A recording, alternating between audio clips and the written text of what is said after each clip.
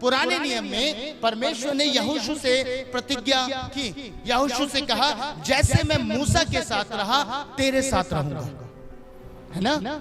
यही तो बात कही थी, जहां जा तू जाएगा मैं तेरे संग रहूंगा। अब आप सोचिए, यहोशू को ये प्रतिज्ञा मिल गई, अब उसकी कॉन्शियसनेस में ये है कि परमेश्वर मेरे साथ है। परमेश्वर ने कहा है जहां मैं जाऊंगा परमेश्वर मेरे साथ जाएंगे।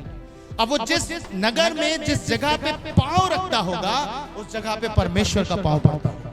और इसलिए बाइबल कहती है जिन जगहों पर यहोशू के पांव पड़े वो नगर वो राज्य परमेश्वर ने उसको जीत के दे दिए। क्यों? क्योंकि युद्ध अब कौन लड़ रहा था? जब पांव यहोशू का था साथ में परमेश्वर का पांव था।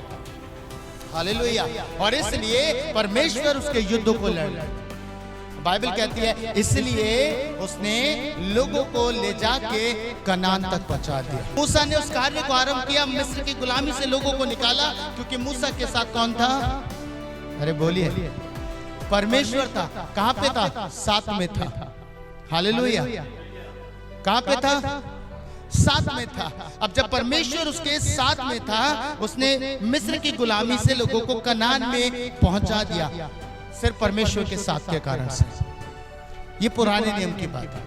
ढेरों जगह पढ़ लीजिए, आपको पता चलेगा परमेश्वर साथ में होकर काम करते थे, युद्धों को लड़ते थे और जयवंत कर देते थे।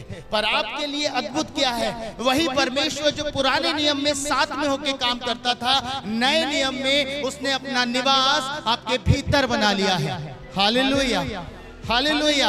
अब आप सोचिए, आप पुराने नियम के लोगों से कितने ताकतवर हैं। Hallelujah, hallelujah.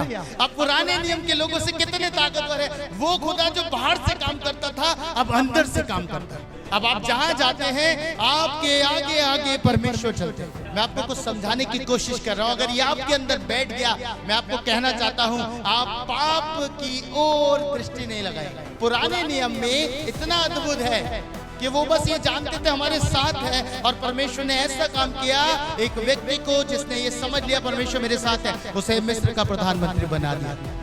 आप जिसके भीतर परमेश्वर है, जिसके अंदर ये ज़ोए लाइफ है, जिसके अंदर परमेश्वर का जीवन पाया जाता है, उसको वो क्या क्या कुछ नहीं कर सकता। हालेलुया।